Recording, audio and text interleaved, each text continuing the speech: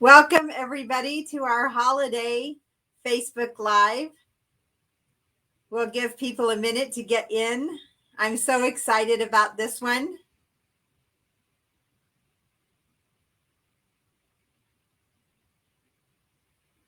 So we'll get started here in just a second.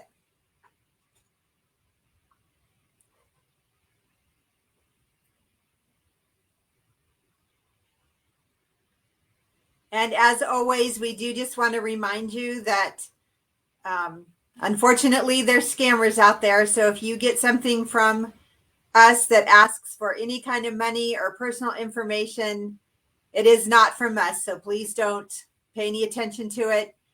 These Facebook Live episodes are totally free. We would not ask you for any money. So if you get any kind of stuff like that, just ignore it, please. And we'll get started. First off, let me say happy holidays.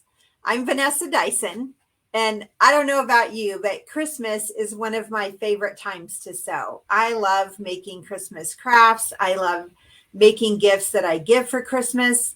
Of course, I get way more ideas than I have time to execute, as I'm sure most of you do as well. So what I do want to warn you, though, what we're going to do today is like going down a rabbit hole. It is very addictive. In fact, just last night when I was running through everything, making sure I had all my samples and stuff together, I started playing on the machine and went down a rabbit hole, started a whole new project. I'll maybe show you that at the end if I have time. So I don't know what machine you have. This will require an embroidery machine for what we're doing today. So it is pretty much focused on embroidery. And if you have questions as we go along, please type them in. I'll try to answer all those questions as we go. I am kind of go back and forth between me and the sewing machine. So I may not catch your question right away when I'm looking at the sewing machine. So if it goes a little while and I haven't answered it, just ask it again. So like I said, I don't know what machines you have or what embroidery software you have. Really, everything that I'm going to do can be done right on your embroidery screen. If you have a machine that has the design applique program. So we're going to look at that program quite a bit today and some of the things that you can do with it. And then we're going to look at a couple other ideas as well that don't involve that program. But even if you have an embroidery machine, but you don't have that program on your machine, if you have embroidery software, you can take what we're doing today and do it in embroidery software. So either way, I'm also going to be using the My SewNet library designs a little bit today, simply because it really opens up your options for designs. If you don't have a subscription to the My SewNet library, that's okay too. If you set up a My SewNet account, you will be able to see all the designs in the library. And when you want to buy one, you can buy individual designs. So then you don't have the monthly subscription, but you can buy individual designs. So if you want to create one of these things that I'm going to show you in a little bit, then, and you don't have designs built into your machine, or maybe designs that you already have in your collection that you've purchased, then you can go to the My SewNet library and purchase a single design that you might want to use. So as we talk about the design applique program, if you have a machine that has that, I hope you know what it is. If not, I'm going to explain it just a little bit. What the applique program does is it allows you to take a basic shape. So it's like a star, a circle, a flower, a heart, and turn that into an applique. And it also has a series of letters that you can turn into applique. So like here is just a basic star shape. So you simply make your shape. I mean, the shape is already there. You just choose your shape. You make it the size you want.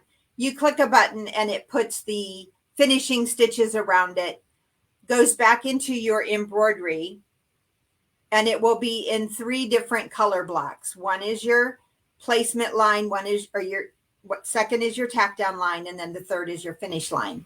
So this is the intended purpose for the design applique program. So here you can see some of the letters. This little banner, which I'm doing backwards, actually says happy. Let's see if I can do it the right way. So it just says happy. I have another one that goes with it that says birthday. So it's a happy birthday banner. But I figure, you know, when you have a machine, you need to push it to the limits. You paid for that machine. That includes all those programs on there. So, you know, those appliques are nice, and I've had a lot of fun with those appliques, creating letters and personalized things for the grandchildren.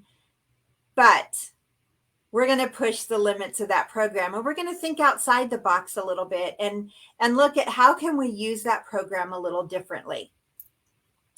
So one of the things that we're going to do today that I'm going to show you how to do is this wreath. Now, this is really easy to create, and we're going to have a lot of fun showing you how, and I'll give you some tips and hints as we go along. But the fun thing about creating your own stuff is that it's personal, it's customized. Nobody else is going to have that same thing. So when you're given a gift, nobody else is going to have this because you created it. It's not a design that they went and purchased somewhere. These are the 5 elements that I used in that wreath. So it was really just 5 designs. And I arranged them on a circle. So I'm going to show you how to do that. I'm going to switch to the machine here. And I am in embroidery mode. And when you're going to do something in design applique, it's really best if you choose your hoop first before you go into the program. So I have my 260 by 260 hoop chosen. And then if you can see down at the bottom of my screen, your design applique program looks, it depends on which machine you're on, but it should look like a little flower or a little butterfly, something like that, with a little outline around it. And when I open that program, I will get a drop-down list of shapes. So as I told you, they're really just basic shapes, and then you can see the alphabet. So there's alphabets and numbers there. So what I'm going to do is I'm going to choose the circle, and then I'm just going to close that window so it's out of my way. When you size your circle, I'm really just using this as a template for layering my design so that I get a nice circle shape.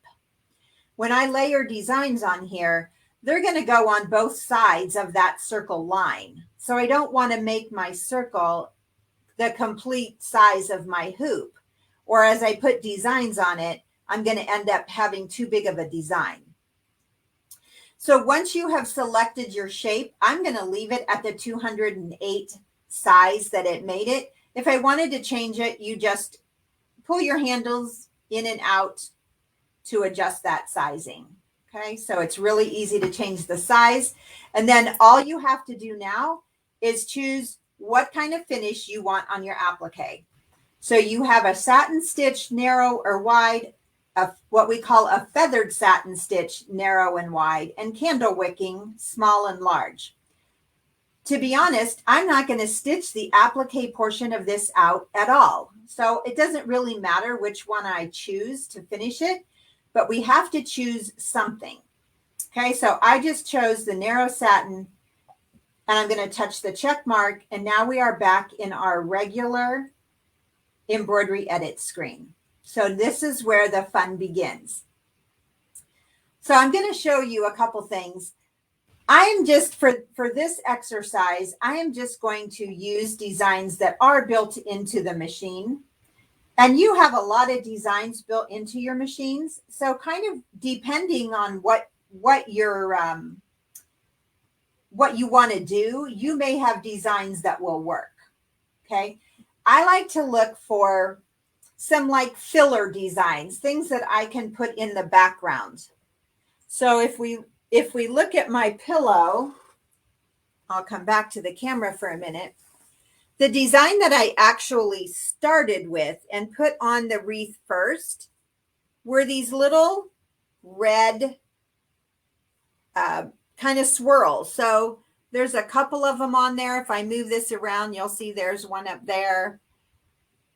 So they're in a couple different places on there. So that's what I'm going to start with. And I'm just going to choose this one right here. And I love, let me switch back so you can see what I'm doing. That would help. I'm going to choose this little one right here, and I'm going to change the color of it for a couple reasons. But what I like is that I do get a little pop-up here that tells me what size that is.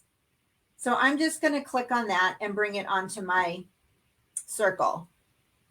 Now you just can turn it, just rotate it, and move it somewhere on your circle. Don't worry about it lining up perfect because we're going to fill other things in there. Now I do suggest, because I'm going to duplicate this and I'm going to put multiple ones of this on our circle to build out our design. It is always best if you change your color first. And the designs that are built into my machine are not available on the My Sewnet library. But I will tell you there's way more options for designs on the My Sewnet library. So you won't be disappointed that you can't use the exact same one I'm showing today. So I'm going to change the color of this first because I want it to be green as part of my wreath. Okay, so I'm just going to change that to green. This design actually has 3 different colors in it. I don't really need it to be 3 different colors. I just want that background. So I am going to change the whole thing to one shade of green so that it's going to stitch out in one color. Now that I've changed the color, then you can duplicate. If you duplicate before you change your color, then you're going to have to change the color of every single one that you put on there. So now you can just kind of have fun. And I just place a few of them on there. You're just kind of free flowing here. There's no rhyme or reason to anything. I like to put 3 or 4 of them on there. So I think I'll do one more. And again, they're just kind of a little bit of a background. Let's get that one to go. We'll put it that way and move him over there. Okay. Now I go looking for a holiday design. So I'm going to show you real quick. I'm going to use one that's actually built into the machine just because it'll be easier. But I want to show you that there are a lot in the library. For whatever reason, I don't seem to be connected right now. So I'm going to go to my holiday menu. And if we scroll down, this one I think would be really fun. So I'm just going to bring that one in and just start laying it on there. And we'll just cover up some of these, rotate it a little bit so that it kind of fits your, whoops, didn't mean to delete it. Let's go grab him again. And you'll see lots of designs in here that would work. Let's just take a look at a couple of those for a minute. You could use an ornament and have it hang down in the middle of your wreath. You could use a star in there. You might want to put an angel in it. There's just all kinds of things that you could use. That little bell would be really cute at the top. So again, it's just duplicating and positioning them.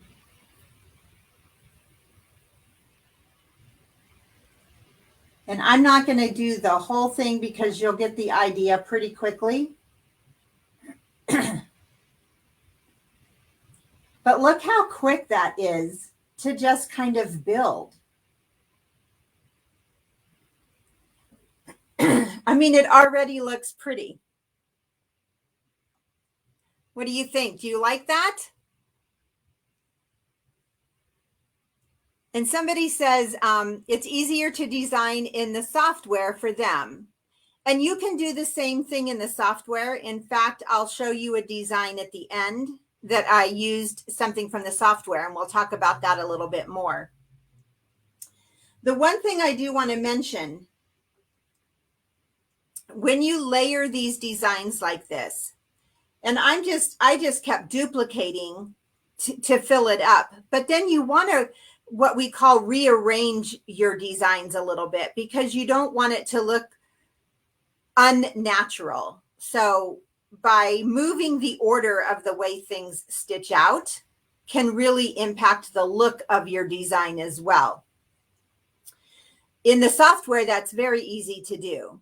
Some of our machines have that capability, and some of our machines do not. If your machine has that capability, you'll have a little button, looks kind of like a stack of papers over here. And what that is like a film strip. And so I can see all of the designs in the film strip. If I touch on one, you'll see that it put the box around it and highlighted that one. But you can move those up or down in the stitch out order. So when you're bringing in multiple different types of designs, I'll show you another example here. So this is this is a Christmas wreath done completely different, really. I mean, I used more flowers. I put the little bird at the bottom. But on this one, I didn't want all of my red flowers to look like they're sitting on top, right? I want some of them underneath something else, some of them on top of something.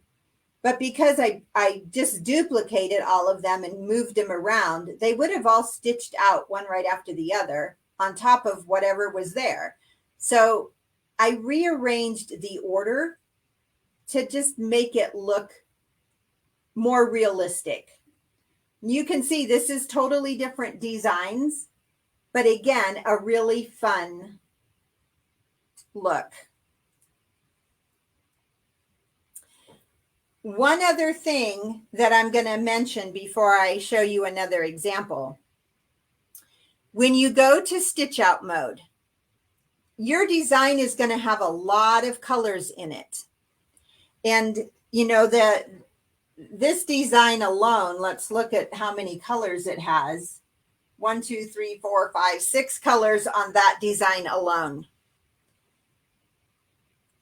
Repeated however many times you duplicated that design, right? So our temptation is to color block sort and color block merge. When you color block sort, it takes all of the designs that are the exact same color and puts those color blocks after each other.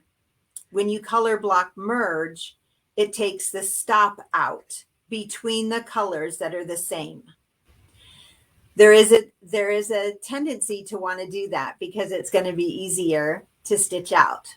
But I caution you, do not color block sort, because even if you do it in the software, because what happens, you have now arranged everything in the order that you want it to look. And you can watch it right on the screen as you're moving those elements, because normally your machine is going to stitch things out in the order that you brought them onto the screen. So unless you change that order, that's what it's going to do. But if you change the order so that you're getting and creating the desired effect, if you color block sort, you're giving the machine permission to change your order. I learned this the hard way the first time I did one of these. So do not color block sort, because you already have it in the order you want it to stitch. You could still color block merge, because sometimes, you know, you might have two elements, one right after the other, that are the same color. And it's okay if you take the stop out between those colors that are exactly the same. You just don't want to let the machine rearrange things for you. Okay. Hopefully that makes sense. I'm not getting too many questions, so if you have questions, pop them in there. So here's another way that you can do that. So, you know, those two examples that I showed you first were Christmas examples. But if I wanted to give this as a gift, I probably don't want to give it a Christmassy thing as a Christmas gift. So I need to do something that's going to, you know, flow into other seasons. So our last name is Dyson, so it starts with a D. So this is for my son and his family. And it's just using, again, I used the letter instead of a shape and built my flowers around that. And it's so fun. Sorry for that glare in there. It's so fun to do that and to just build those designs. Like I said, you can just sit there and play forever because your ideas just keep going as you get started. You like, oh, I could try this. I could do that. Now, when you stitch it out, you don't stitch out the applique part.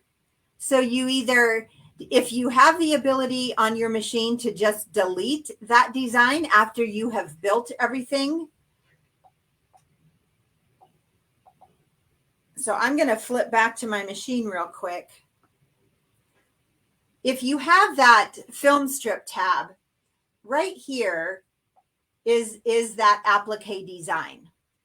So I can select it and simply delete it. So now it's not there. Let me close this so you can see. So there's the beginnings of our wreath. And that's how I would stitch it out. I would not stitch out the applique part. If you're on a machine where you don't have that option, just skip those 3 color blocks and don't stitch them out.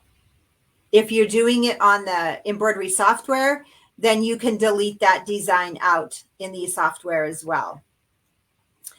But now here's an example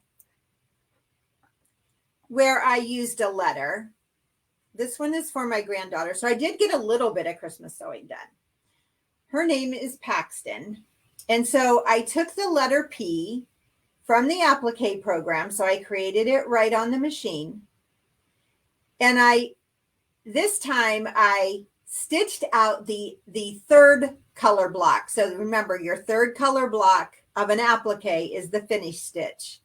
So I just stitched that out, but I did not stitch out the placement line or the tack down line because I was not adding any fabric in there. I just wanted that open letter with a border around it. So you can see I put stuff in here that was pertinent to her. Like she loves to read. She loves to dance. So there's a little ballet dress in there. She loves everything hearts and ladybugs and butterflies. So lots of stuff in there that just depicts her personality, but it makes a fun custom gift for her. So I have a question. Missed the first part. How do you do the main shape? So we are doing the main shape in the Design Applique program. And if you don't have that on your embroidery machine, then I would do it in the embroidery software. So here's another example similar to the Paxton using a letter, but this one again was using a shape. So again, I let the finish stitch, lost my words there. I let the finish stitch out the heart. I just did not use any fabric underneath it. And then filled that heart with flowers. And of course, added crystals for some bling because you got to have some bling on there, right? Hopefully you can see those crystals in there.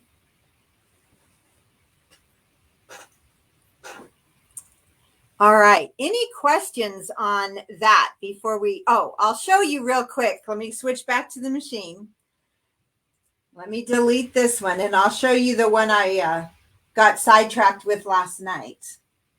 If I can find it in here.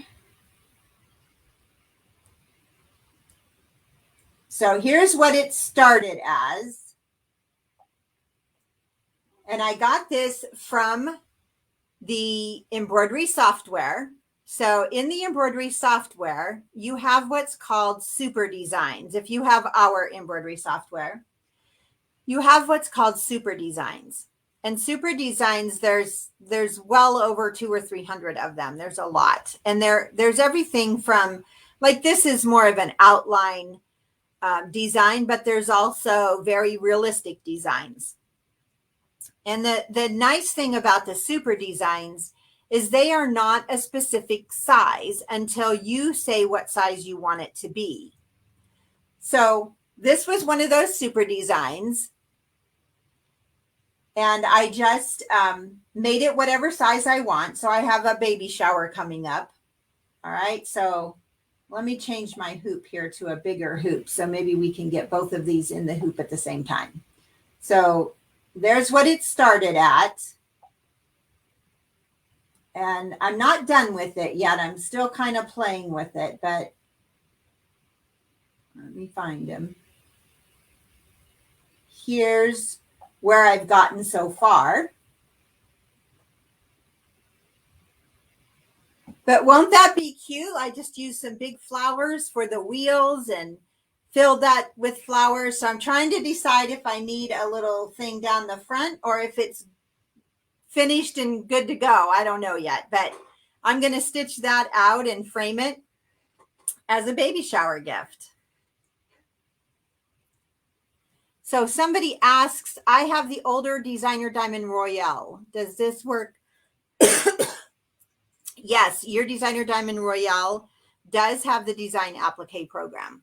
It does not have the array program where you can move the designs around. So if you don't have embroidery software, you're going to have to plan it a little bit better and bring your designs in the order you want them to stitch. Somebody else asked how much margin should be added between the tack down and the next steps when creating an applique. If you're creating an applique in the program, it does that for you. You don't have to think about it. You don't have to worry about it. It just automatically does it for you. They pretty much all stitch right on top of each other. But again, in most of these, I didn't stitch out the applique part. I just deleted it. On the jacket, I did stitch out just the finish stitch because I didn't want the fabric underneath.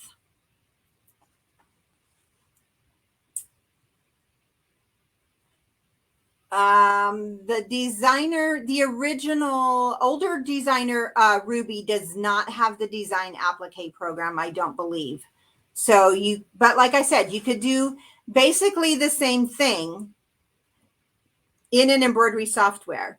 What you really want to think about is just if you can put a design on your screen, whether it's on your sewing machine or whether it's on your embroidery software computer screen, and use that as a background shape, and then just fill that shape with other designs, and then you delete that original first shape because you were just using it for a background. If you're doing, does the program remove overlapping stitches? It does not if you're doing it on the sewing machine. If you're doing it in the embroidery software, then yes, it will remove the overlapping stitches. I didn't mind the overlapping stitches. You know, I tried to be careful that I wasn't putting too many layers on top of each other, but it actually added some texture and didn't make everything like one dimension. So I kind of liked that. Personal preference. With this design, did you put the flowers over top of the stroller or did you remove those stitches somehow? So I kept the stroller on the screen as I added the stitches because I needed the shape. Some people are probably really good artistically and could put things in a shape on the screen. I am not. I need a shape to work with. So I layered those flowers on top of the stroller And then I deleted the stroller design because I didn't want that to be stitched out. I just want it to be the flowers. So now let's take a look at another option that's kind of fun. And this one is stitching out what I'm going to call line designs and coloring them in. So here, this was a line design, and you have some of these flower designs might even be built into your machine. It depends on what machine you have. And then this is just colored in, and you can color it in a couple different ways. So you can use colored pencils. These are just regular colored pencils, nothing special. If you're going to use colored pencils, then typically you also want to use like a fabric medium. So just look, this one's called textile medium, and I just got it at Michael's. You can get them at Joann's, you can get them at Hobby Lobby, any craft store, and probably most art supply stores would have it as well. And then you would just kind of go over those spots that you colored with a lightly damp paintbrush dipped in the textile medium. Or you can use watercolor pencils. And then again, you would go back over it with a very slightly damp paintbrush. You don't want it to be too heavily saturated with water or it's going to make it run. My personal favorite are the Inktense pencils. They're a little bit more expensive, but they seem to keep the color more vibrant. I found that the others, it's depends on what you want. It's a more pastel-y, softer look with the colored pencils and the fabric medium or the watercolor pencils. But the Inktense seem to stay vibrant. And it's kind of like, you know, when you were a kid and you colored, you know, I could never in a million years draw something like this myself and paint it. But it was just like a coloring book because your lines are already there and you're just filling in with color. And you can do shading. I mean, it really is fun, and you feel very accomplished when you're done, especially when you're not an artist. And somebody asked, does the fabric medium set it, protect it from dust? Yes. And it also sets it so if you were doing this on something that you were going to launder, it would keep those colors color fast as well. The grandkids love it. I do these sometimes for the grandkids. So I just find designs that are either built into my computer or I find them in the software. Well, come on, let's get that up so you can see the design. So this was a Christmas design. And this was another Christmas design. So there's several things like that in your built into your machines. If you start going through the designs in your machine, you get ideas. I mean, it just sparks your creativity. Sometimes I look at a design and I'm like, ooh, that's an ugly design. I would never stitch that out. But then, you know, all of a sudden that's like a really cool design to put into a wreath or, you know, plop it into that baby buggy or that letter.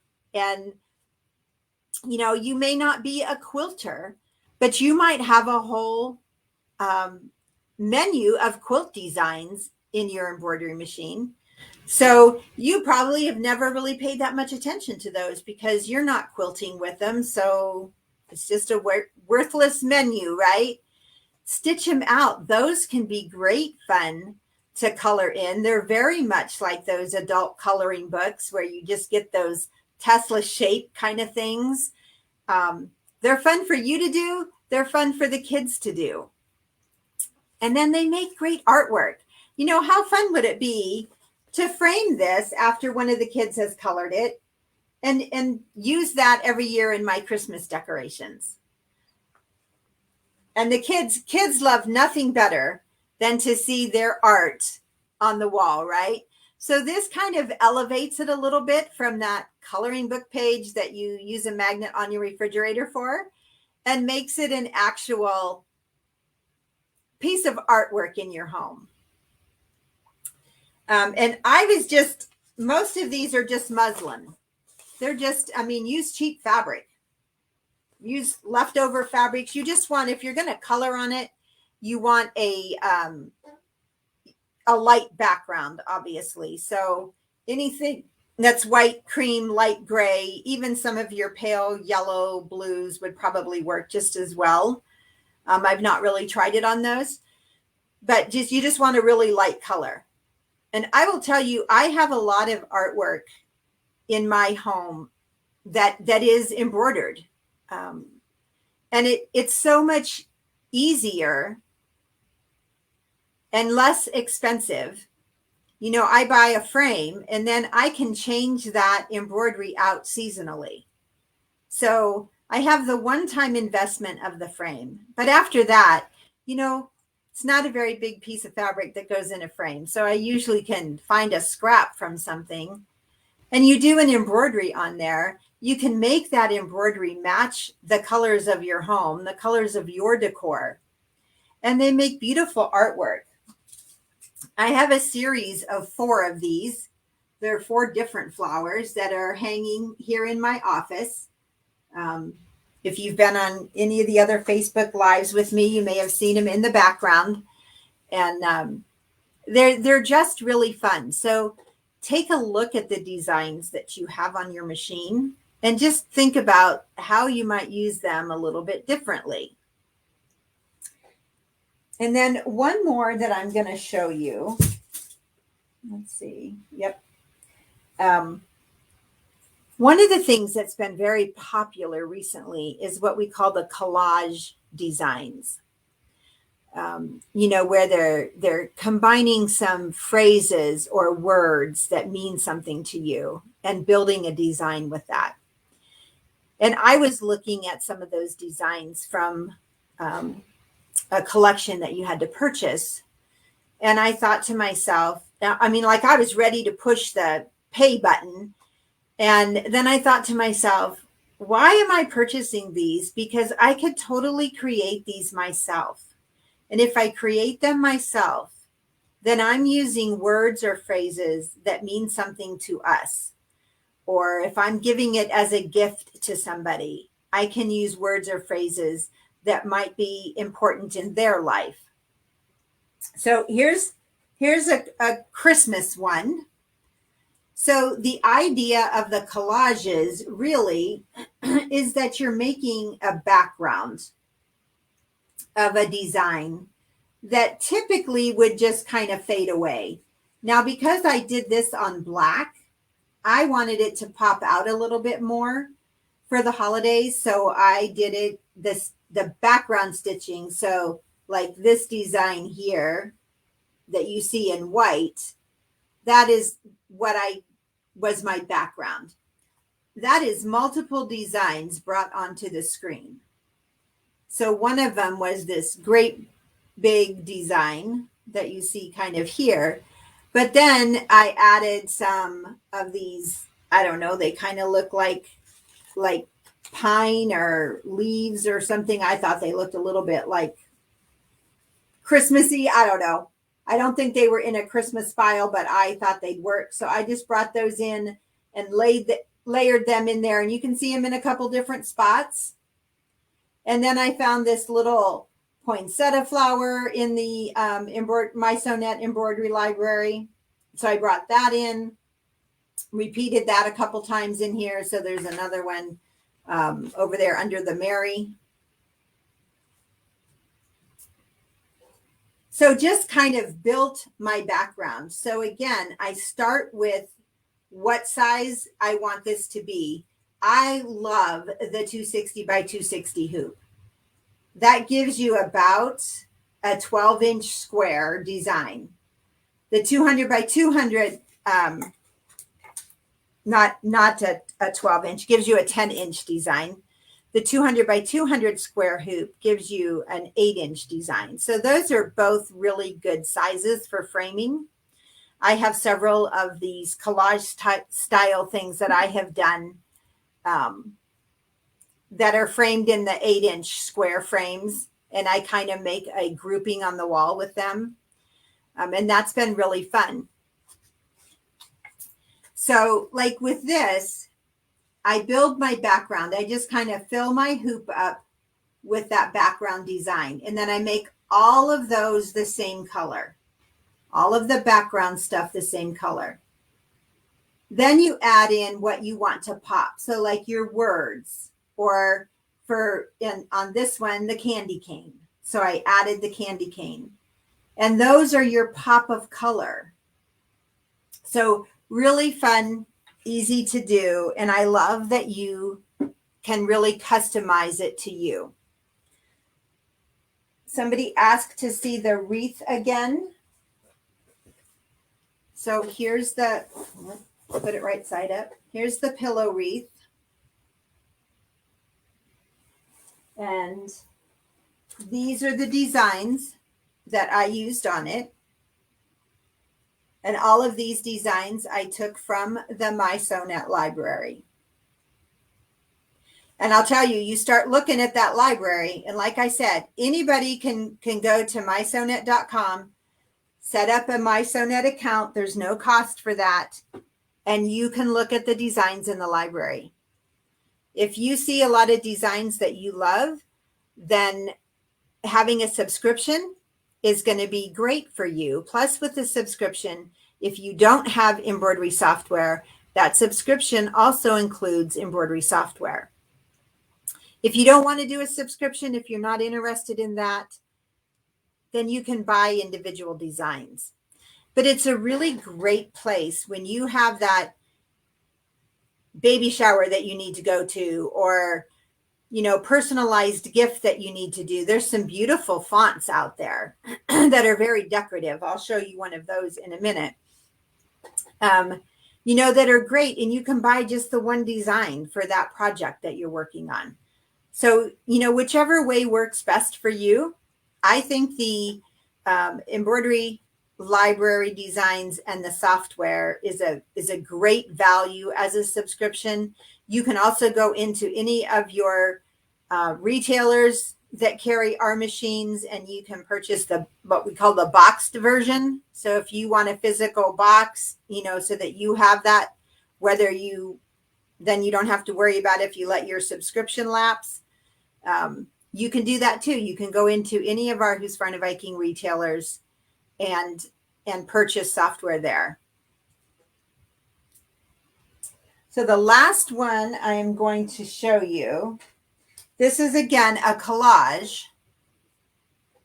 And so this one is kind of one of our favorite phrases in our family, which is, today I choose joy. I do think that, our attitude is a choice. And during this holiday season, busy time, it can also be very stressful. So this is something we have in our home. It's a great reminder to us, because we see it every day, that we need to choose joy. If you have somebody that has, or you have a favorite phrase, that's something that you do a lot, say a lot in your house, that's a great thing to stitch out and put where everybody's going to see, or to gift it to family members. I'll see if I can get this up close enough. Can you see that letter T? That was such a pretty font, and I got that off of the library. So they have all the letters. They have them uppercase and lowercase with that decorative element to them. I just thought that was really pretty. So it just reminds us to choose our attitude. So I hope that you enjoyed that. Somebody asked to see what the designs that were used on the wreath again. Now these, this one I found in Christmas, and I believe that this one I found in Christmas as well. So when you go to the library, you have the option to put in a word or a style to search for. So, and when you're searching, you also can filter your search. So when I'm trying to build the wreath, I started with holiday or Christmas. I don't remember which one I chose, but they both would come up in there. And that brought up, I know it brought up this one and these two right here. And then I put in pine branches because I needed a little bit more pine in there. And that's when this one right here came up, is when I searched for pine branches. Now, remember, you can resize things a little bit as well. So you can either, depending on the machine you have, you can either scale something, which is going to change the size 20% up or down. 20% doesn't typically affect the look of your stitch out. It doesn't change the stitch count, but it's still going to stitch out pretty good. If you need to resize it a lot, some of our machines have a resize program, and our embroidery software has a resize program. With that, you can go much smaller or much bigger, and it will recalculate the stitch count. So a lot of these designs, just to get a little bit different look in there, I might put it in one time and make it a little bigger, and then put it in at the normal size, and then maybe put it in again a little bit smaller. This one might have come up. I did search one color designs that were only one color. I think the bow came up in Christmas or holiday as well. But there's lots of search options that you can put there. And then you can filter, because sometimes it comes up with, like, if you put in flowers, you're going to get like 3,000 designs to look at. So then you could sort by, like maybe you want to sort by number of color changes. I don't want to put a floral in my wreath that's going to have, 16 color changes in it, because I'm probably going to repeat that a couple times. That's going to get really a lot of color changes. So I might sort by color changes. You can sort by size and have the designs that come up in that search filter by smallest to largest, because I typically don't want a really big design if I'm building something like that either, right? I want small designs. So, and the question is, how much of a change in size can you do safely within the software programs?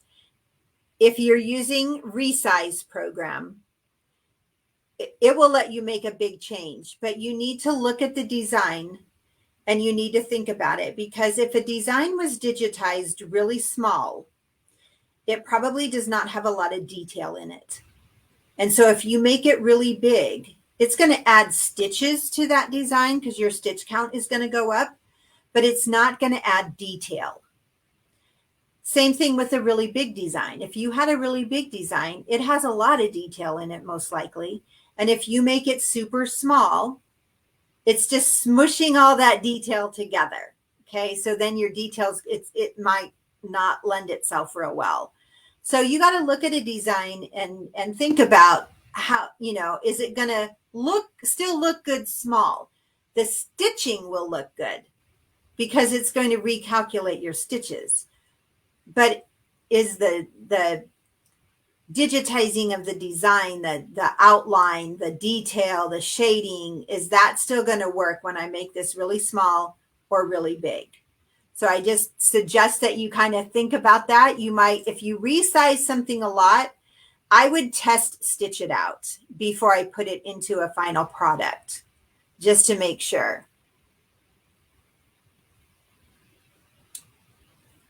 Somebody asked, how do you do the resize? I tried it, but it didn't work. I would need to know what machine you're on, or if you're doing it in the software. If you're doing it on a machine, I can show you on my machine. So if you'll just type in what you're trying to resize, what program you're trying to resize in. And then there was a question, I think, about some of the products that we used. So textile medium, it might say fabric medium, depending on what brand you're buying. Like I said, I got this one at Michael's, but fabric medium, textile medium, either one. It's kind of a white, creamy liquid. It's a little bit thicker maybe than water, but not super thick. It's pretty fluid there. So you're just going to use a paintbrush with a little bit on it. Ink tints are probably my favorite. They are very spendy though. So if that's not really in your budget, I got like the smallest pack they had because it wasn't really in my budget either. If you get the fun one, you know how you are with, as a kid, you always wanted the box of crayons that had the most crayons in it, right?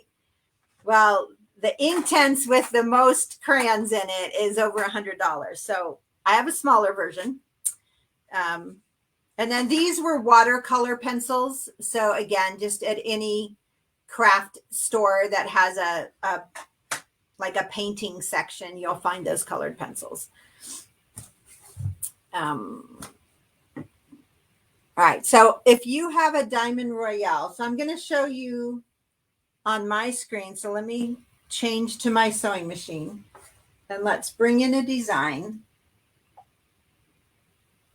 So let's just, we're in holiday. We'll just bring in this little ornament here. So just, again, looking at that ornament, I probably wouldn't want to make it super small because there is a lot of little stitching, detail stitching in here to create that decorative effect. But my resize program on my machine is down here at the bottom. Yours is probably going to be in a different spot. When you go into the resize program, there's a couple things. You can move your design, rotate your design, those kind of things. This is my resize button again. So yes, I want to resize. And this button over here, it kind of looks like the flower design with a grid laid over it. That is just saying whether you want to retain the fill type or not. It's going to default to retaining the fill type. And what fill type means is, what fill type means is if it was a satin stitch, it stays a satin stitch. If it was a fill stitch, it stays a fill stitch. If you have a design that's a satin stitch and you're going to make it really big, that satin stitch may get too wide to really look good. So you have to, again, look at your design. You might even try it a couple times. Choose retain fill type, see what it looks like. You don't like it, try don't retain fill type. You can see it on the screen before you ever stitch it out. I usually start with retain fill type. And then you're just going to, you can either drag your corners to make your design bigger or smaller, or you can use the arrows and make it bigger or smaller. And once you've created it where you want it, then you just touch the check mark at the bottom of your screen. Yours might be an OK button. It might look a little different. And that's all there is to it. And your design is there in a smaller size. If I bring that original one back in, you'll see the difference in size there. Your scaling, which is the 20%, is just moving your handles on the corners of a design. And that would be the same in your embroidery software. If you want to scale a design, you can just grab a handle and you can go in 20% or you can go out 20%.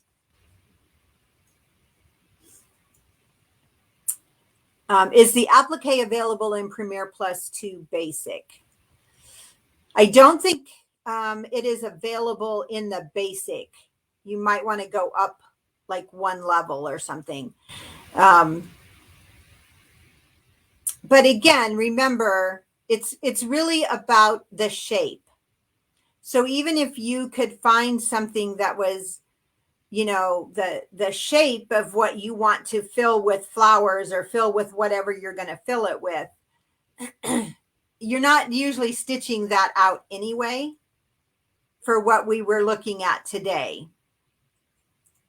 So you really just need something to be a background image that you can build on top of.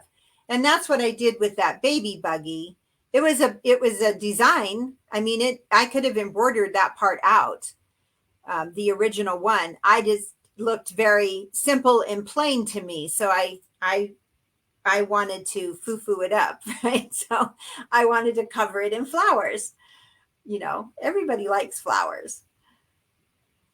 Any other questions?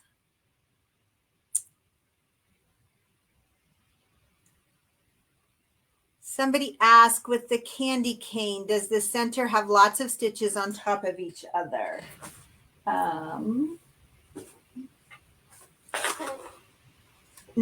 mean, the candy cane was digitized. I mean, the design itself has the green holly on it.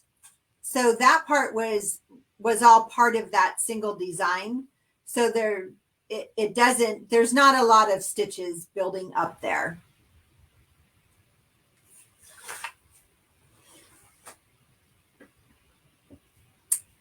All right. Well, if there's no more questions, then I hope you guys have a wonderful holiday season. Have fun sewing for it. Have fun making gifts, making decorations for your home, whatever they be. And I hope you enjoyed this. I hope you got inspired to think outside the box a little bit. See you all later.